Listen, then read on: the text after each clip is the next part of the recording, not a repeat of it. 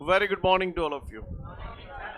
Well, इससे पिछले video में मैंने आप लोगों से चल कुंडल धारामापी की बात की थी और मैंने बताया था कि चल कुंडल धारामापी दो प्रकार के होते थे, जिसमें से एक होता था किलकित कुंडल धारामापी, जिसे हम लोग वेस्टर्न धारामापी के नाम से भी जानते थे, और दूसरा मैंने आपको बताया था निलंबित कुंडल धारामापी। ये दोनों धारामापी हम लोग पढ़ के आए हैं। जब ये धारामापी हम लोगों ने पढ़े थे तो यहाँ पर हम लोगों ने कुछ एक सूत्र भी पढ़े थे, अगर आपको याद हो तो। एक सूत्र था I बराबर K फाई। बोले भैया, पढ़ा था कि नहीं पढ़ा था? यहां पर K का भी एक सूत्र होता था, K नियतांक होता था, जिसे हम लोग धारामापी का नियतांक कहते थे या धारामापी का दक्षांक भी कहते थे। और K का जो सूत्र होता था K बराबर C अपॉन NAV। एक जमाना था जब अपन ने ये सारी बातें पढ़ी थी। बोले बच्चा, पढ़ी थी या नहीं पढ़ी थी? सबको क्लियर है? अगर ये सारी बातें हम लोग पढ़ चुके हैं तो फिर आगे की बात करता हूं। आज वो मुझसे कह रहा है कि चल कुंडल धारामापी की सुग्राहिता से आप क्या समझते हैं? क्या? हाँ, सुग्राहिता से आप क्या समझते हैं? तो चलिए, चल कुंडल धारामापी की सुग्राहिता से मैं क्या समझता हूं तो गौर से देखिएगा। जब अपन ने चल कुंडल धारामापी पढ़ा था तो अगर आपको याद हो, इस टाइप की आकृति देखी थी आपने। ये दो ध्रुव अवतलाकार काटते थे, ये नरम लोहे की क्रोट रखते थे, फिर ये एल्यूमिनियम की फ्रेम के ऊपर तांबे का तार, फिर आप ये ऐसे उठा के स्प्रिंग लगा देते थे। याद आ रहा है? सिरे T2 से जोड़ देते थे, यहाँ पर भी एक स्प्रिंग होती थी, सिरा T1, और यहाँ पर इसे किलकित कुंडल। बोलो भैया, ये आपका संकेतक होता था। कोई ऐसे एक वृत्तीय पैमाना बना होता था, नहीं बना होता था? बना होता था। और यहाँ पर दो पिनें लगी होती थी जिन्हें आप स्टॉप पिन बोलते थे। बोलो भैया, ऐसे नंबरिंग कर देते थे 0 5 10 5 10। बोलो भैया, ये सारी बातें मैं पढ़ चुका हूं, है ना? और इस पूरे यंत्र को एक अचुंबकीय पदार्थ के बॉक्स के अंदर बंद कर देते थे। ये सब मैं पढ़ चुका हूं। क्लियर है? तो फिर ध्यान से सुनिएगा। आज मुझसे कह रहा है कि मैं चल कुंडल धारामापी की सुग्राहिता समझाऊं। सुग्राहिता वर्ड पे खो जाओ थोड़ा सा। सुग्राहिता कुछ लगता है आपको? इससे क्या समझ में आता है? सुग्राहिता नहीं समझ में आता है? कोई बात नहीं। पुत्र समझ में आता है? पुत्र समझ में आता है? सुपुत्र? पुत्र तो है जी, सुपुत्र का है। अच्छा, सु माने अच्छा, समझ गए ना? क्लियर? चलो, सु को अलग करो, आ जाओ इधर। ग्राहिता कुछ ऐसा जागरे, ग्रहण करना। सही बोल रहा हूं? सुग्राहिता का मतलब किसी भी चीज को अच्छे से ग्रहण करना। आप सभी विद्यार्थी हैं? कौन सी अर्थी हैं? विद्यार्थी हैं। यस और नो? अब विद्यार्थियों की सुग्राहिता कैसी होनी चाहिए? आपकी ग्राहिता यानी ग्रहण करने की क्षमता, मैं जो भी पढ़ा रहा हूं उसे आप ग्रहण कर रहे हैं, उसे ग्रहण करने की क्षमता आपकी अच्छी होनी चाहिए या बुरी होनी चाहिए? अच्छी होनी चाहिए। क्लियर? सुग्राही वर्ड का मतलब होता है किसी भी चीज को ग्रहण करने की क्षमता। क्लियर है? ये क्या ग्रहण कर रहा है? इसका काम क्या है? धारामापी का काम क्या है? धारा को मापना। धारा को जो तब माप पावेगो, कब नाप पावेगो बताओ? जब इतने सीधी जो धारा नापनी है तो धारा तो चाहिए ही चाहिए, लेकिन धारा मैंने इतने बाद कांटो सरकई ना रहो, तो क्या ये सुग्राही हुआ? नहीं हुआ। सुग्राही कब होगा?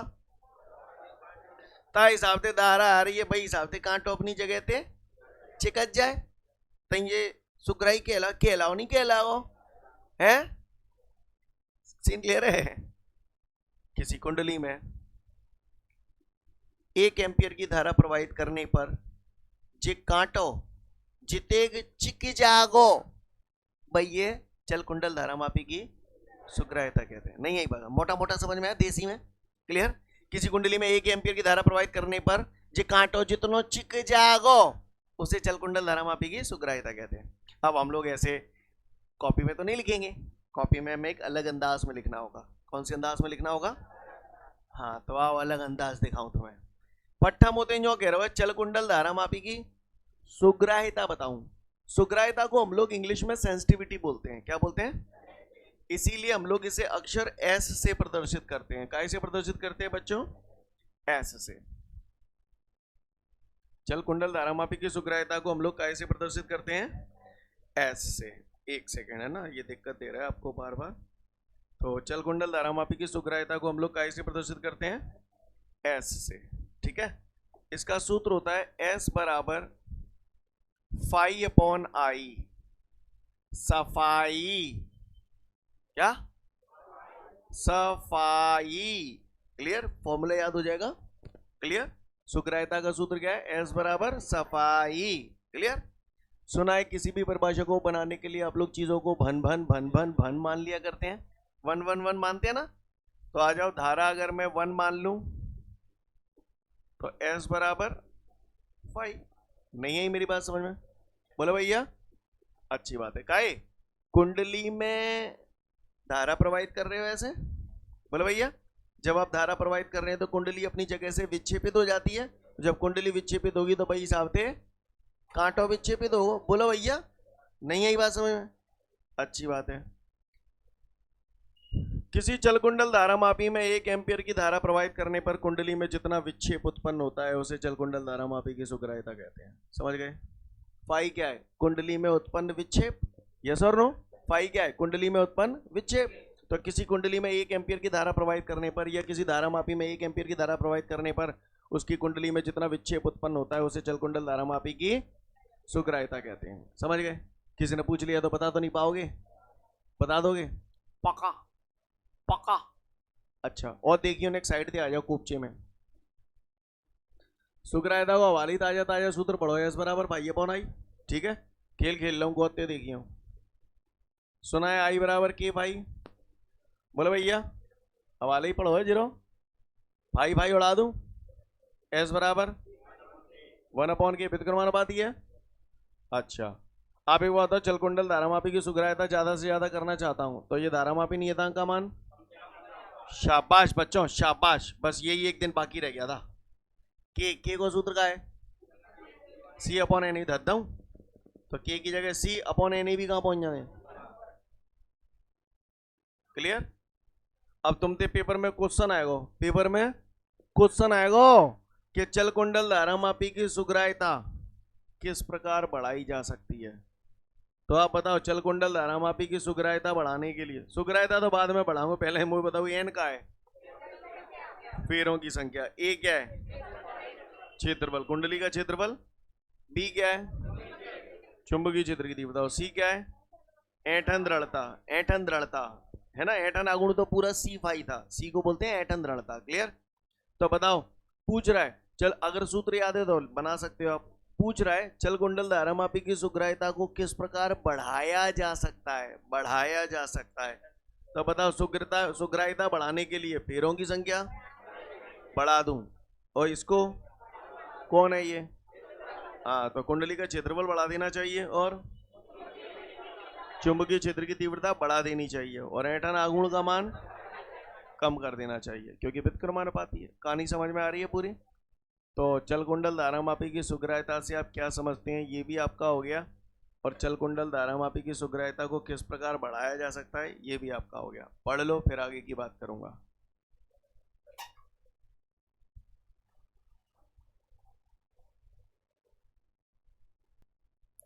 इसके बाद बेटा हमारे सामने अगला क्वेश्चन है, चल कुंडल धारामापी की विशेषताएं बताइए। क्या बताइए? विशेषताएं बताइए। देखो भाई, चल कुंडल धारामापी की विशेषताएं क्या हैं हम लोगों को ध्यान से सुननी है। चल कुंडल धारामापी की विशेषताओं की बात करूं तो पहले मैं केवल विशेषताएं बोलता हूं, सुन लो। सबसे पहली विशेषता चल कुंडल धारामापी की ये है कि चल कुंडल धारामापी की सुग्राह्यता बहुत अधिक होती है। सुग्राह्यता बहुत अधिक होने का मतलब ये है कि ये 10⁻⁻8 एम्पियर तक के करंट को नाप लेती है। मतलब बहुत कम से कम अमाउंट का करंट भी होगा तो इसे ये तुरंत चेक कर लेती है, बता देती है। क्लियर है? यानी इसकी सुग्राह्यता बहुत अधिक होती है। क्लियर है? बात समझ में आ रही है? 10⁻⁻8 एम्पियर तक। आगे की बात करूं तो ये जो चल कुंडल धारामापी होते हैं इन पर बाहरी चुंबकीय क्षेत्र का कोई प्रभाव नहीं पड़ता है क्योंकि आपने इसे अचुंबकीय पदार्थ के बॉक्स के अंदर बंद कर रखा था। समझ में आ रही है बात? और चल कुंडल धारामापी जो होते हैं, तो वो जो धारामापी होते हैं तो उन धारामापियों से धारा की गणना करना आसान होता है। धारा की गणना करना आसान होता है, धारा का कैलकुलेशन करना आसान होता है। अब ये पॉइंट बेटा मैंने आपको बोल तो दिए हैं, कुछ लोगों को पल्ले पड़े होंगे, कुछ लोगों को पल्ले नहीं पड़े होंगे, है ना। 2 पॉइंट तो समझ में आ ही गए होंगे। सुग्राह्यता बहुत अधिक होती है, जो तो समझ में आई हो, ऐसे कछु तो बनाने जामे बाहरी चुंबकीय क्षेत्र का कोई फर्क नहीं पड़ता, ये भी समझ में आ गया होगा।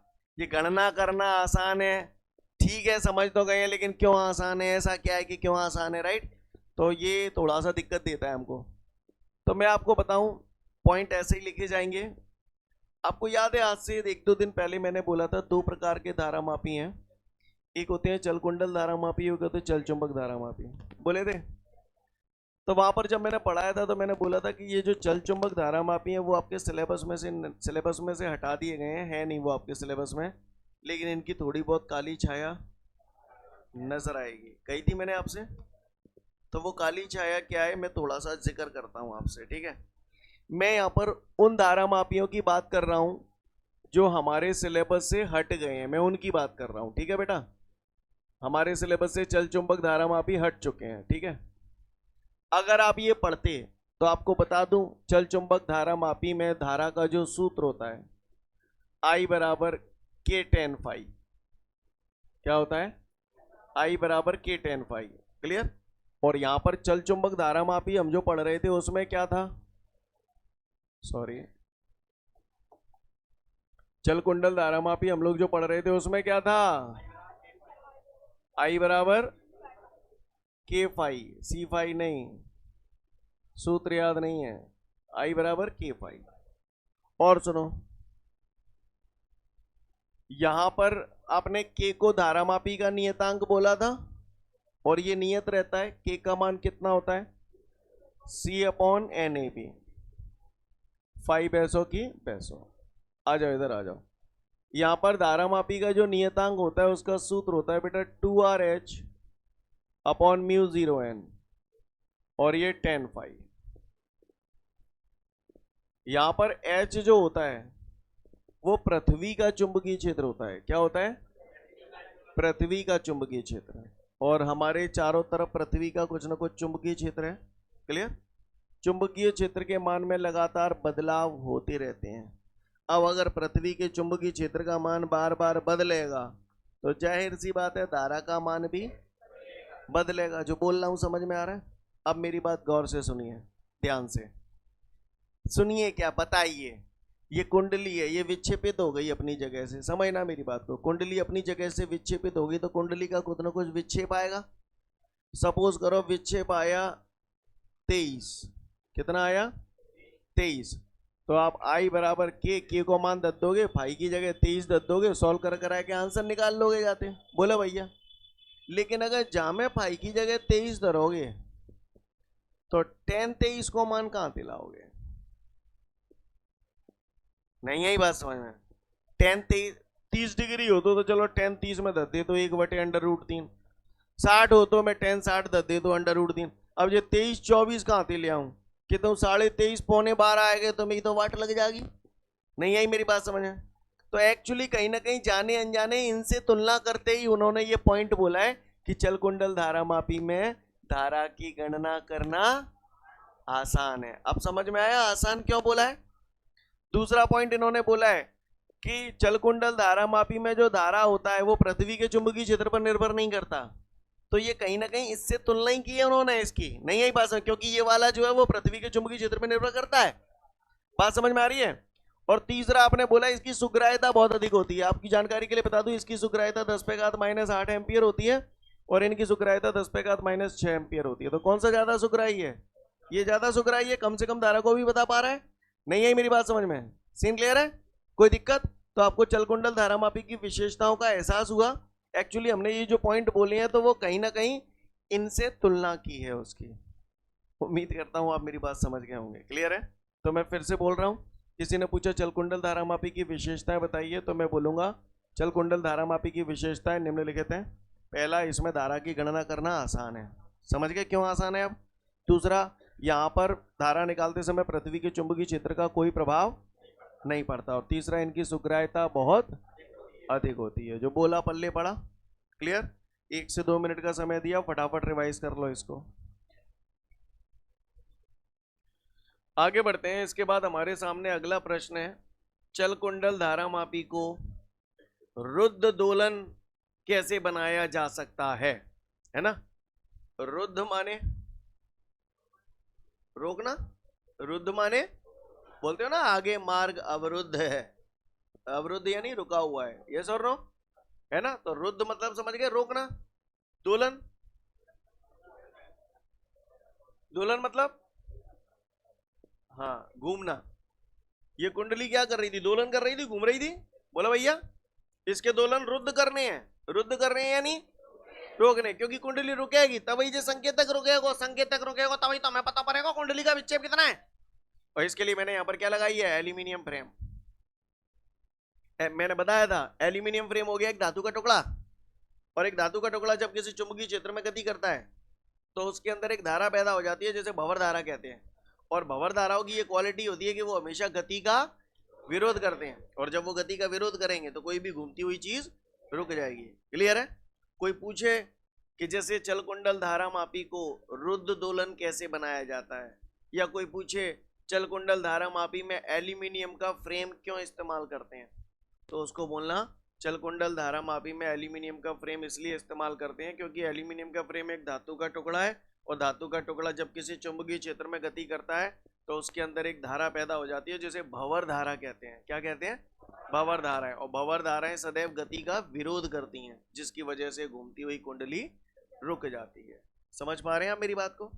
पढ़ लो, समझ जाओगे। ठीक है, आगे बढ़ते हैं। इसके बाद हमारे को एक नोट दिया गया है जिसमें वो हमसे बात कर रहा है चल कुंडल धारामापी की धारा सुग्राह्यता और चल कुंडल धारामापी की वोल्टेज सुग्राह्यता। सारी ग्राह्यताएं गए तेल लेने। आप इधर देखो जरा गौर से। सुग्राह्यता की अगर मैं बात करूं तो अभी हमने ताजा ताजा थोड़ी देर पहले देखा था। सुग्राह्यता का सूत्र होता था S बराबर φ/I। यहां पर कुंडली के विक्षेप में काय का भाग दे रहे हो आप? धारा का, इसलिए इसे धारा सुग्राह्यता बोलते हैं। चाहो तो इसकी पहचान के लिए सफिक्स में आई लगा सकते हो, धारा सुग्राह्यता। अगर को वोल्टेज सुग्राह्यता पूछे तो बस सफिक्स में भी लगा देंगे, तो ये है गई वोल्टेज सुग्राह्यता। समझ गए?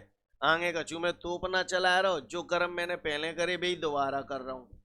भाई भैंसों की भैंसो, आई की जगह के भाई। बोलो भैया भाई थे भाई हलुआ है जाएंगे, के की जगह का आ जाओ C/N भी ऊपर पहुंचा। अवाल कर रहे थे 2 मिनट पहले यही काम, यही दोबारा कर रहा हूँ, बस कछु ना कर रहे हो भाई।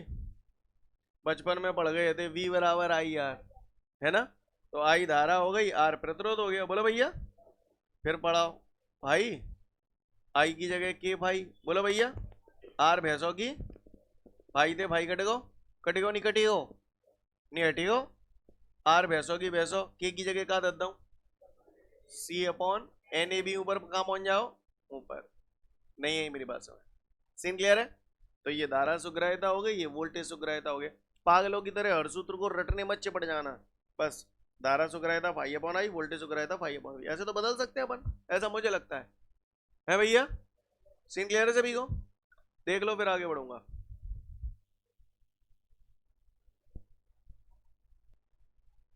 आगे बढ़ते हैं। इसके बाद हमारे को एक सवाल दे रहा है, उस सवाल को हमें समझना है। वो कह रहा है ऐसा एक चलकुंडल धारामापी है, धारामापी में जे का है वृत्तीय पैमाना है। बोलो भैया नहीं यही बात है? पैमाने पे जे का बनी है, जे खांचे बने हैं। बोलो भैया का बने है जे? खांचे बोल दे, खाने बोल दे। बोलो भैया खाने जेमे वारे नहीं, समझ गए ना? खाने जानते हो ना, है डिब्बा से खाने। क्लियर है? तो जे खानो, जे दूसरो खानो, जे तीसरो खानो, ऐसे बहुत सारे खाने बने हैं। तो न्यो कह रहा है एक चलकुंडल धारामापी में 100 खाने हैं, यानी ऐसे ऐसे कितने बने हैं? 100 खाने बने हैं। समझ गए? और वो न्यो कह रहा है इस चलकुंडल धारामापी में अगर 1 मिली एम्पियर की धारा प्रवाहित की जाती है। कितने मिली एम्पियर की धारा प्रवाहित की जाती है? 1 मिली एम्पियर की धारा प्रवाहित की जाती है। तो पूर्ण स्केल विक्षेप प्राप्त होता है। पूर्ण स्केल विक्षेप मतलब जैसे ही मैं 1 मिली एम्पियर की धारा प्रवाहित करेंगे, कांटो सीधो जीरो ते सीधो एंड पे पहुंच जाओगे पूर्ण स्केल विक्षेप। बोला भैया, नहीं आई मेरी बात समझ में? तो कह रहा है धारा मापी का दक्षांक बताऊं। सबसे पहले धारा मापी का, तो बताओ धारा मापी का दक्षांक या धारा मापी का दक्षतांक कैसे प्रदर्शित करते हैं? के से। तो यानी पट्टा के का मान पूछ रहा है? पूछ रहा नहीं पूछ रहा? आ जाओ। आई बराबर 1 मिली एम्पियर है, तो 1 मिली को ऐसे लिखू 10⁻³ बोले भैया। तो बताओ, अच्छा ये खाने क्या है? विक्षेप है, 100 खानों का विक्षेप। बोलो भैया, तो विक्षेप को कैसे प्रदर्शित करते हैं? फाई से। तो फाई 100 खानों का विक्षेप है, आई दे रहा है, फाई दे रहा है, के पूछ रहा है। तो आई बराबर के फाई। के मुझे निकालना है तो फाई को नीचे ले आऊं, तो के बराबर क्या हो जाएगा? आई अपॉन फाई। पहला केस कर रहा हूं, ए वाला है ना, ए वाला केस कर रहा हूं, ठीक है। आई कितना है बोलो बच्चों? आई कहां हो तुम? 1 लिखूं? केवल 10⁻³ लिखूं, क्योंकि 10⁻³ का 1 से मल्टीप्लाई होगा, गुणा होगा, तो वही आ जाएगा। बाटे फाई कितना है? 100 को 10 है, 100 को 10 लिख दू, 10 का वर्ग 100 ही तो होता है। 10 ऊपर जाओगा तो -3 पहले तो ही डटे हते, 10⁻² और डट गए जाएगा ऊपर, कितने गाएगा? 10⁻⁻5 तो को बता दे वो आगे का। आई अपॉन फाई है, तो आई धारा है, धारा का मात्रक एम्पियर। 5 विक्षेप है, तो विक्षेप खानों में नाप रहे हैं, तो 10⁻⁻5 एम्पियर प्रति खाना। मतलब बार बार खाना खाना कह के दिमाग खराब कर रहे हैं ये। 10⁻⁻5 एम्पियर प्रति खाना मतलब क्या है? अगर जागो मंडी में आलू 5 रुपया किलो है, मतलब क्या है? आलू बड़ी जल्दी समझ जाता हो भाई साहब है। 1 किलो आलू 5 रुपया के हैं, 10⁻⁻5 एम्पियर प्रति खाना मतलब, हाँ अगर वो एक खाने को विक्षेप चाहिए तो मुझे 10⁻⁻5 एम्पियर धारा प्रवाहित करनी पड़ेगी। ये मतलब है जाको, नहीं यही बात समझ? बोलो समझ रहे हो ना तुम? देखो तुम समझ रहे हो ना? आगे तुम बताओ। अब वो मोते कह रहे हो है कि यदि मुझे 10 खाने का विक्षेप चाहिए, कितने खाने का विक्षेप चाहिए बताओ? ये काय को मान है? फाई का। अब वो मोते कह रहे हो यदि मुझे 10 खाने का विक्षेप चाहिए तो कितनी धारा बहानी पड़ेगी? क्या निकलवा रहा है? आई निकलवा रहा है। समझ में आई बात आपको? तो लगाओ फिर से सूत्र। आई निकलवा रहा है, भाई दे रहा है, तो आई बराबर के भाई फिर से लगा दूं। बोलो भैया के कितना है? के तो अपन निकाल चुके हैं, नियतांक है ये, तो 10⁻⁻5। फाई कितना है? अब मुझे 10 खानों का विक्षेप चाहिए, तो 10 घात कुछ नहीं है तो 1।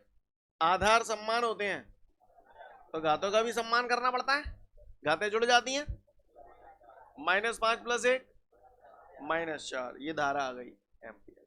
नहीं है बस समझ में ही नहीं आ रही होगी तुम्हें, काय को आवे ही बने। क्लियर है? अच्छा अब तुम बताना, मैं तो इशारा करूंगा है। यूं कह रहा है कि अगर मैं इस कुंडली में 0.5 मिली एम्पियर की धारा प्रवाहित करूं, बताओ काय को मान दे रहा हूं? आई को। अगर मैं इसमें 0.5 मिली एम्पियर की धारा प्रवाहित करूं तो कितना विक्षेप उत्पन्न होगा? पाई जानना चाहता है? जानना चाहता नहीं जानना चाहता? तो जाए अगर मैं यहीं सेट करता हूं 0.5 मिली, तुम समझ रहे हो ना? देखो तुम समझ रहे हो ना? तो चमका दो, अब फिर लगा दो आई बराबर के भाई। आई बराबर हम वो चाहिए का फाई चाहिए, तो के नीचे आ जाओ, तो क्या लिख दूं? फाई बराबर आई अपॉन के। बोलो भैया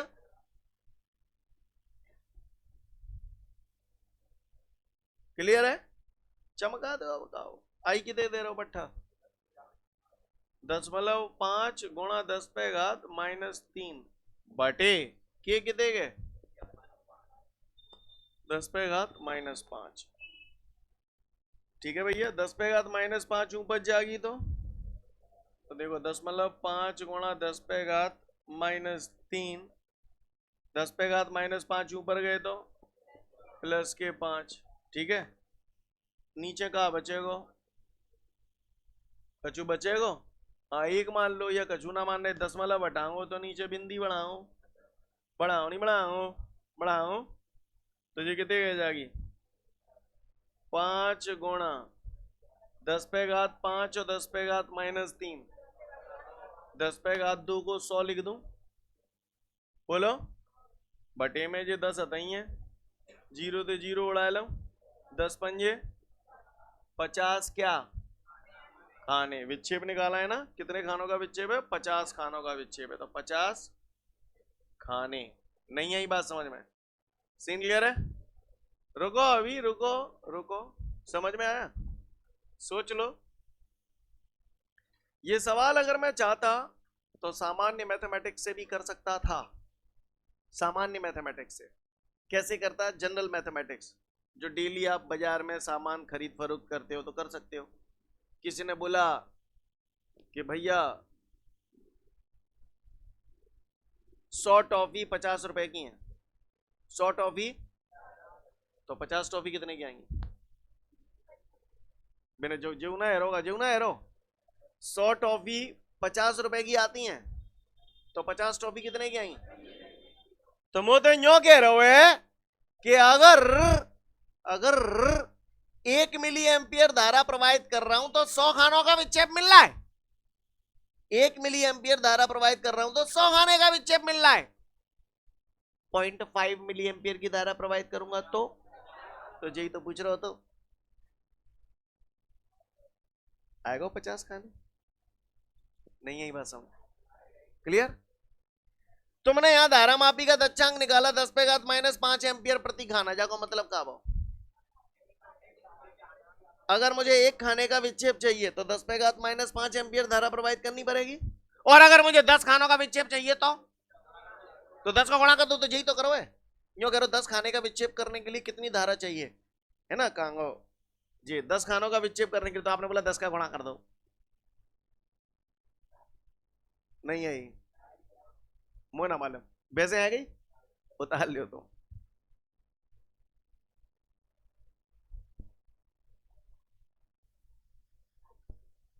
ठीक है, आज के लिए पर्याप्त है, अगले वीडियो में फिर मिलते हैं। जय।